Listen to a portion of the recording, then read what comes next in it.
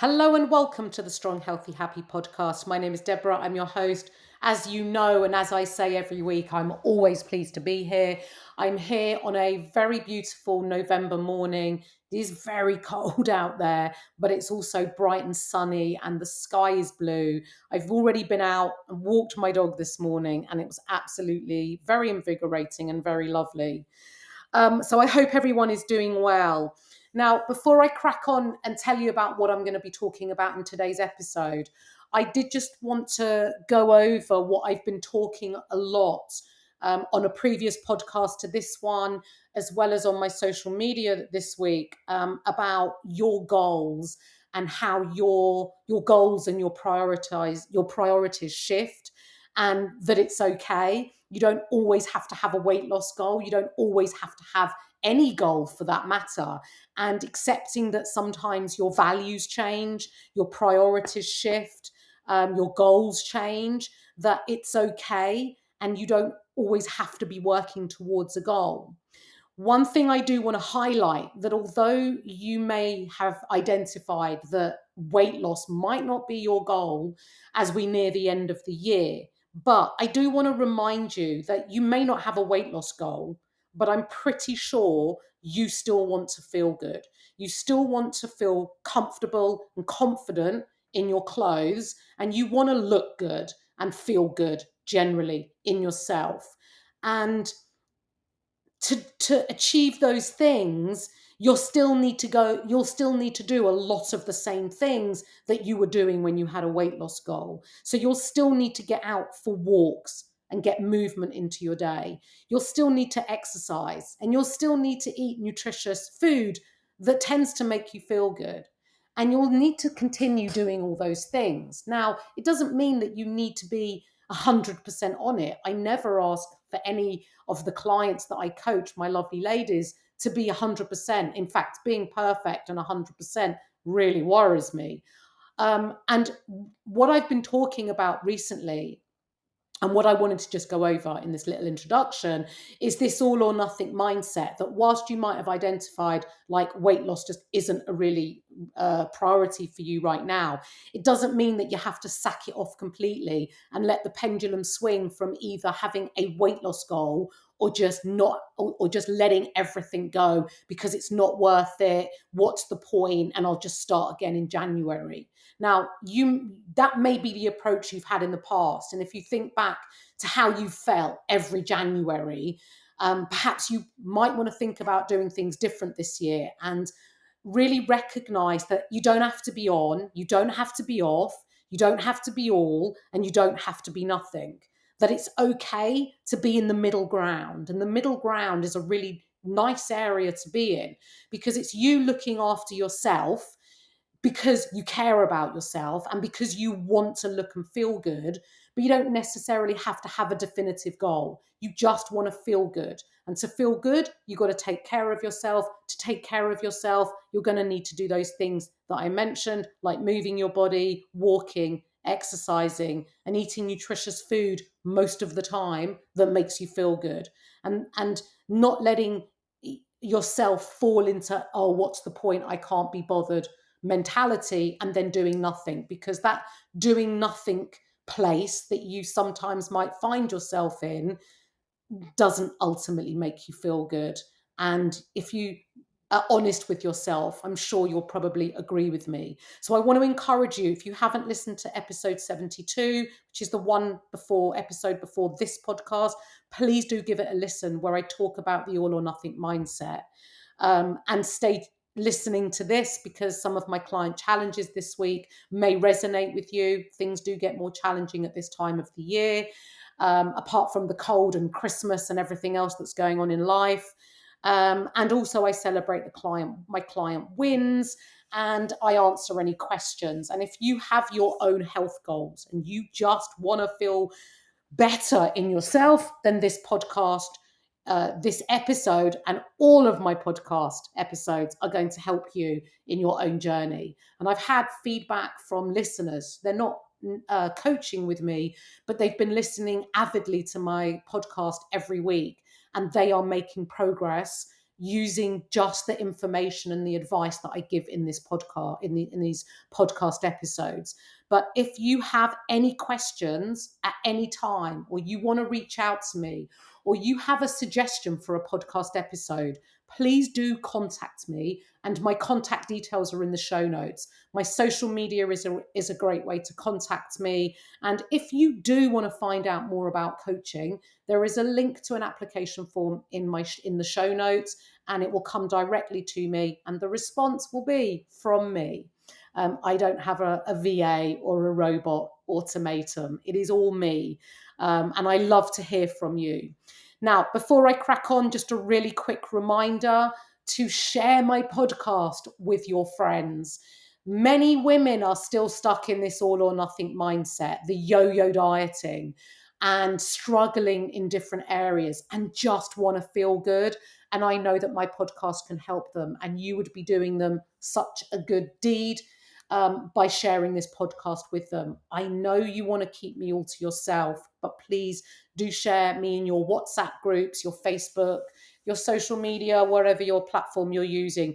Please do share, because if I can help just one person feel better in themselves, it would make me so happy. And you know how much you're benefiting from my podcast or my coaching, and it would mean the world to me if you could share me and I can reach and help more women. So please follow this podcast, give me a 5-star review, and share me. Now, let's crack straight on into client wins. So this week, Vicky has got in all her workouts and she has had much better sleep this week. Now, it's really important to exercise for your health and well-being. Well-being is often missed off, the importance of exercise. Yes, you want to improve your long-term health. Yes, you want to reduce menopause symptoms. Yes, you want to maintain your muscle tissue for overall health, reduce your risk of osteoporosis and reduce bone density. You want to support your heart and your fitness, but you also want to exercise because it makes you feel good. And when you feel good, you will more likely make other good decisions, positive decisions in your day that continue making you feel good. Now, strength training, you may know it as resistance training or strength training, however you call it, it's the same thing. Whether you do that from home or a gym, as a female and as an aging female, it is really important to make sure that you're incorporating into your week. You obviously want to be doing exercise that you enjoy, but if you're not doing resistance training, you are missing out a really essential component of your overall health and well-being. And as we age, we want to remain independent. We want to be able to get up and down off the toilet ourselves. We want to get in and out of a chair. We want to, be strong enough to hold our shopping and do all the day-to-day tasks and reduce our risk of falls that can often happen with aging. So you exercising now is going to support you in your future. And it may be hard to imagine yourself as an older person, but, unfortunately, we are all aging. And the more you can do now, the better it will be for you. So well done, Vicky, on keeping up all your exercise. Now, if you've ever experienced, which I'm pretty sure you have, especially if you're perimenopausal, a poor night's sleep, you will know how low energy that makes you feel. You're cranky, you're in a bad mood, you're lethargic, you have less desire to do anything. You just want to lounge about and do nothing, close your eyes, have a little nap.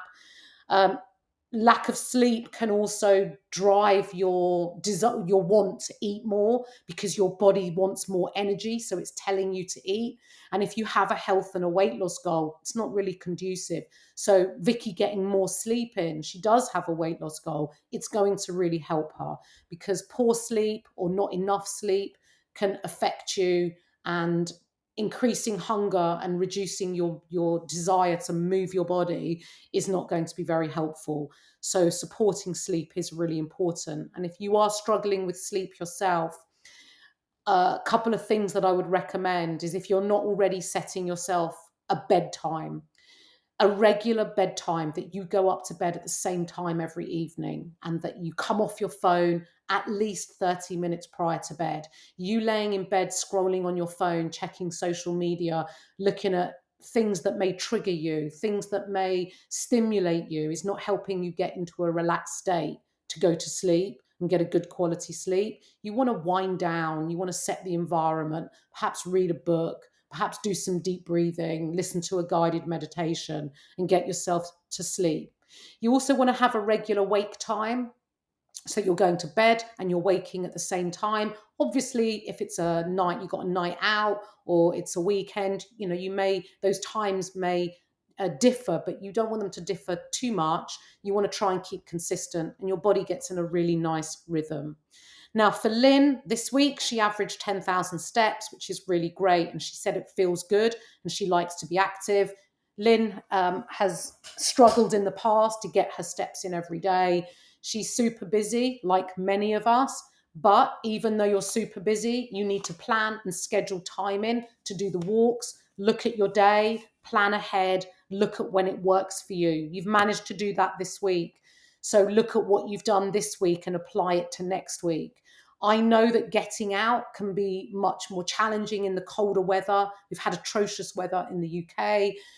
It's wet, it's dark. When you wake up, it's dark, earlier in the evenings. But you know what? You've got to just get yourself up and you've got to get yourself out. You can't wait for the ideal time, because it's going to be really difficult to find that ideal time and the ideal climate and the ideal weather conditions that also fit into the busy day that you have and the commitments and responsibilities that you have. So you just have to get yourself out and do the very best you can. And if you are walking when it's dark, obviously personal safety, and try and stay in a well-lit area. Lynn also has an increased realization of how good you feel after great choices. Now, she's spot on here. When you make a choice that aligns with how you want to feel, right? And presuming you want to feel good, when you make those choices, and when you're consume, like all food is inclusive. I never say to my clients they can't have something. They can have whatever it is that they want. They include all food types, all food groups. Nothing is eliminated and nothing is restricted ever. And what I do encourage my clients is to make mostly whole food choices, and that their food choices come mostly, like a good 80% of their food choices in a day, over a week, are coming from high protein foods, lots of vegetables and fruit, and of course, including some of the starchy carbs and a smaller amount of fats, healthier fats. And that you will notice that when you eat more whole food, you tend to feel better for it. Your digestion is better, your energy's better, you feel better, your body just feels better and you feel better. When you eat ultra processed foods, high fat foods, fast foods, loads of chocolate, cakes, sweets, biscuits, etc., they can absolutely be included, but you want to keep them to a minimum, and you want to keep them to around 20% of what you're eating in a day over a week. And it's a nice mix. But if you're eating too much, and the majority of your diet is coming from the ultra processed, high fat foods, you're not going to feel good. And for Lynn, she's had the realization this week that she feels good after making those more healthier choices. So a reminder to you to think about that ratio, include all food groups, have a bit of what you fancy, but with the majority of your food choices coming from those high protein, high veg, high fruit choices. My client Debra smashed her steps this week as well, which is great. She's also a working parent, and she's got new workouts in her program, and she did those new workouts. Debra was completely new to the gym environment when she started coaching. I've programmed her workouts to give her an introduction without too much variety, so she can really nail her form within each exercise, get familiar, feel comfortable in the environment. Now I've progressed those workouts, and she has done those workouts. They're a little bit more challenging. She's got a couple of new exercises, and it's really good that she's made time in her busy week to get those workouts in. Biggest win for Debra this week is she took a new set of progress photos, And the visible difference in her body since she started coaching is unreal. She has absolutely lost body fat. And to see that change in herself is also a really big win, because we can often be very self-critical of ourselves, and it's sometimes hard to notice the positive changes because we're always picking ourselves apart or looking at what we don't like. And obviously I don't want to encourage that. The photos are for me to look at, to keep an eye on my client's progress. And she has absolutely reduced body fat, which is a huge win. Now, Josie is cooking some lovely, nutritious meals this week. She's being a lot more mindful of what she's been eating. And she's recognizing that she needs to eat more slowly and has been applying that this week. Now, if you sit and have lunch at your desk, or while you're scrolling on your phone, or just generally in a distracted state, you're trying to multitask and save time, you'll probably notice when you're distracted, when you eat, you'll eat a lot quicker. You won't enjoy your food as much. Your digestion is going to be impacted, and you will probably eat more when you're distracted because you don't actually register that you've eaten. You don't remember the meal that you've eaten. You get to the end of it and you're like, oh, it's gone. I'm not full. And you go and get some more because you haven't, that your hunger signal that signals that you're full hasn't had time to catch up. And it's not giving you that signal because you've eaten so quickly. So slowing down your eating is really beneficial, not just to a weight loss goal, but also to your health and enjoyment and pleasure from your food. Last win, Kate. Last win. Kate has had a challenging week, lots going on personally, and she's also started a new job, but she made time to do a workout and recognizes that she felt better for it.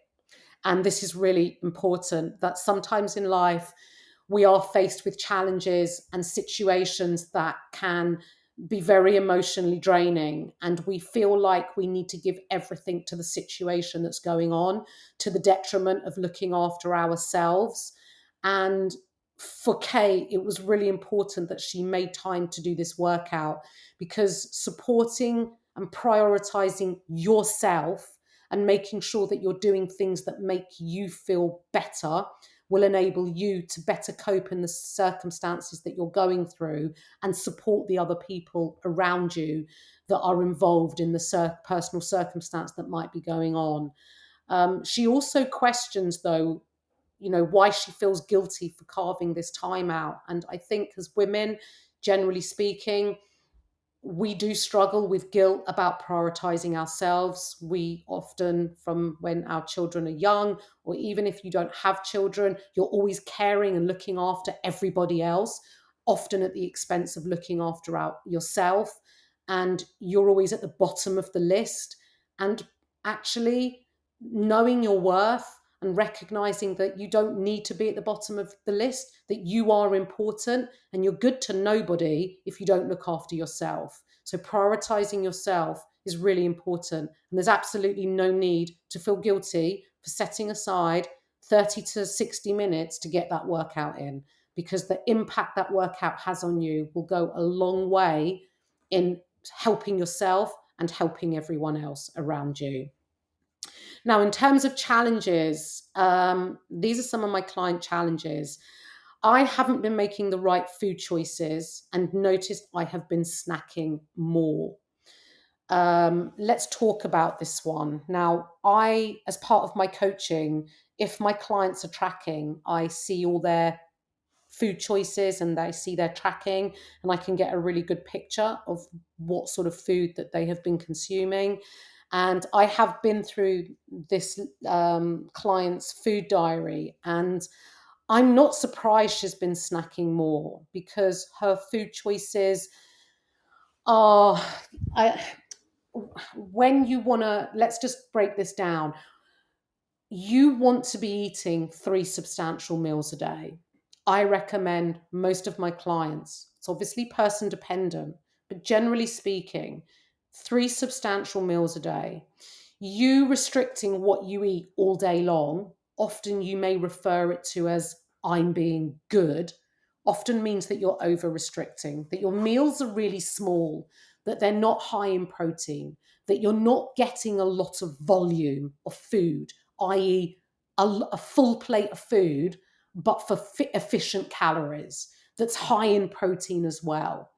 And if you're holding back all day, or you're skipping breakfast because you tell yourself you're not hungry, when in fact, if you're honest with yourself, you've just trained yourself to miss breakfast, you're probably drinking a coffee and you're suppressing your appetite because you're trying to lose weight and skipping a meal seems like a good idea at the time. But what happens when you're not eating regular meals at regular intervals throughout the day is you're distracted and busy during the day. You often don't notice hunger. You're busy. It's just that you're not sitting around and with nothing to do. And what happens is, because I've asked my client, when does the snacking usually occur? And it usually occurs in the evening. And this is when you're less distracted, you're less busy, and you notice that you're actually quite hungry. And the hunger that you have felt during the day has caught up on you, and you can no longer control it. And so you reach for a snack. One snack never quite hits the sides. Now, these snacks, there's nothing wrong with having a snack, but there's a difference between a snack and snacking. Snacking is a succession of snacks that they neither satiate you or satisfy you, and you keep going back for more. They're usually high calorie. They're usually very palatable. They're usually ones that are very easy to overeat on. And if you had had more substantial filling meals, the likelihood is you will snack less in the evening because you won't be experiencing high levels of hunger. So I would recommend that you eat regular meals. Now, how do you get high volume meals? What is a high volume meal? High volume meal tends to be, if you think of your plate, you want half of your plate to be filled with vegetables. Vegetables are very low calorie. They are a carbohydrate. They are very low calorie. They are very nutritious. They offer you lots of nutrients, minerals, and are very nutritious. They are high in fiber and they will keep you full. Don't skimp on your vegetables. Think about color and variety. Don't just get frozen peas out or a tin of sweet corn. Think about all the different varieties of vegetables that are out there. Bake them, roast them, air fry them, boil them, whatever it is that you're going to do. And make a lot of veg so that you have it left over. You can then chuck that in leftover veg into salads and have them heated up the following day. It's not such a big deal. But you want to have half your plate filled with veg.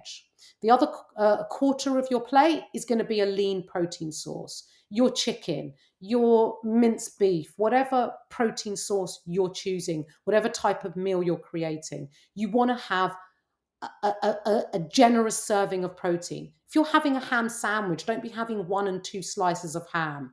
You want to be having like 5, 6 slices of ham so that you're getting high protein. You also want to be having the other quarter of your plate a carbohydrate source, a starchy carb, bread, pasta, rice, potatoes, something like that. But you don't want it to fill up all of your plate, just a quarter of your plate. So if you were to look at your food choices, the majority would come from veg, then protein, then carbohydrate. And no more than a thumb size would be your fats. That's a rough guide for you. Now, Vicky is also vegetarian, which is more challenging, but it is absolutely possible to hit a protein target when you're vegetarian. I've had many vegetarian and vegan clients hit protein targets, but it's really important that you look at whole food sources.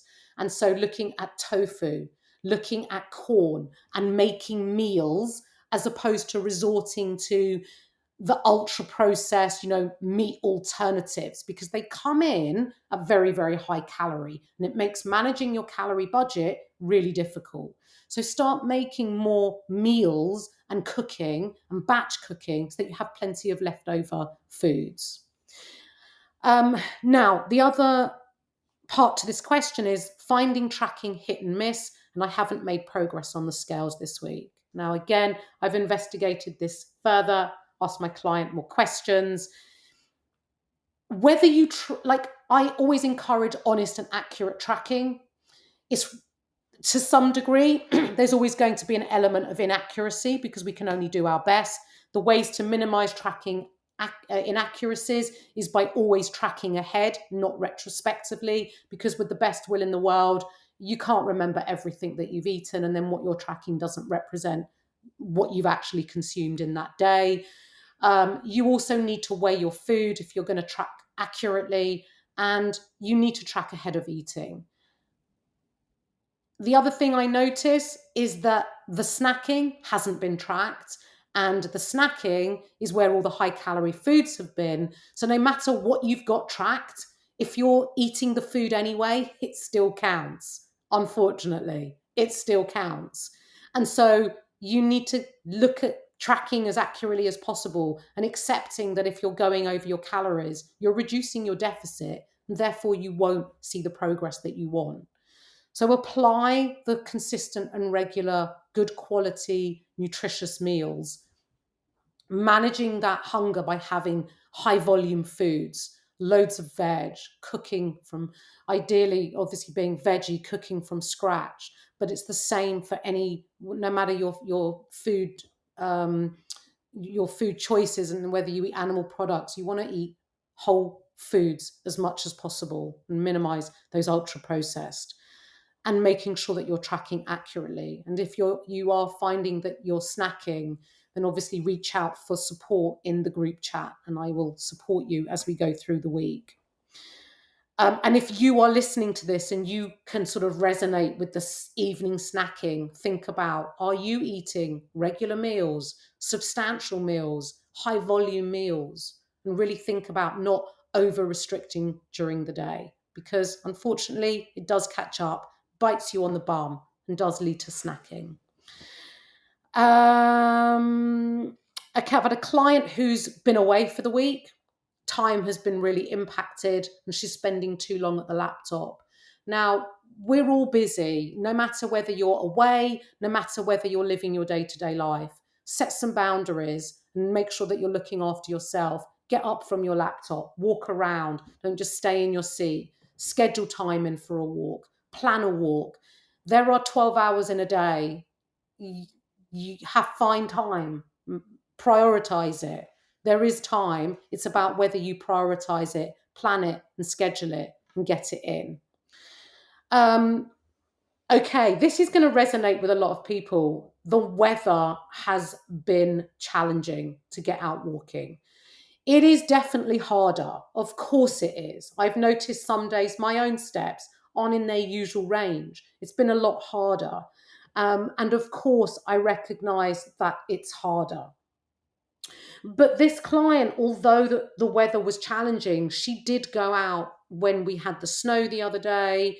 And she's also been out when it was Storm Bert or Bertie, whatever the storm was called, and when it was raining. She has really done really well in getting herself out. And sometimes we do have to brave it, and sometimes we just have to get out because it's never going to be the right conditions. And for myself, I do always think to myself, what's the worst thing that can happen? Like, if it's raining, okay, I get wet, I'll come home, I'll change, I'll dry my hair. What's the worst that can happen? And for myself, I had a very busy day myself. And although I walked my dog in the morning, it wasn't as long a dog walk as I might usually do. And I ended up going out for a quick round the block walk after my evening meal last night. I needed to move. I needed the fresh air. And I came home, it was around 8-ish o'clock, and I felt so good for it and was able to relax for the rest of the evening. So thinking about you walking, it may not be at your preferred times, it may not be at your normal times, but being open to change and walking at different times is really going to support your stress levels, your well-being, and moving your body just makes you feel great. Okay, question. Is there a time frame whereby I should begin to be able to lift heavier weights? Now, there's no time frame. Everybody is individual. And when you're going into whether you're exercising from home or whether you're in the gym, you want the last couple of reps to be a real struggle. You don't want to be able to complete those last reps and feel like you could have done more. You want to get to the end of your set and feel like that was tough, that was hard. I had to really work hard to get that last rep in. If you're not at that level and your weights are light and you're getting to say 15 reps and you could probably do two more, it's time to increase your weight. Now, you might notice that for some exercises or areas of your body, you are able to progress quicker than other areas of your body, and that's perfectly normal. You may be stronger in your legs, but less strong in your upper body. This is also quite normal for women. So you progress each exercise as and when you feel ready, and really think to yourself, am I working as hard as I could be? Am I lifting these weights as heavy as I could be? Am I really putting effort in to get those last couple of reps out? And try a heavy. If the answer to those questions are no, I'm not, then increment the weight and see how you feel. One thing I would say from experience, both um, coaching women in the gym in person and online, is that you are stronger than you realize. And most of the time, you're holding back on the weight. You're a bit worried. If it feels too heavy, you'll stop, you'll adjust it, but give it a go and try it. There's no set time, but you do want to progress and you do. Sorry, I just had to get a drink. You do want to progress and you do want to overload the muscle safely, but you do want to be really working hard to get those last couple of reps out. Lastly, before I finish this podcast, what are you enjoying about coaching? One of my clients has said that she feels really connected and it's helping her not throw caution to the wind, which is what she was doing prior to coaching. She's feeling the group support. It's keeping her mindset in the right place to continue making the progress. This is really great to hear. Another client is saying she's loving the group support. And another client is saying that she's loving the fact that I check in on the group chat daily, offer coaching tips, set some tasks, general checkups, and general advice and responses to any messages. So if you're listening to this and you found this podcast helpful, please do. And you want to find out more about coaching, please do get in touch. All my details are in the show notes. Ask me questions. I'd love to hear from you. I love helping. No question too small or too silly. Well done to my clients, and I'll catch up with you all soon.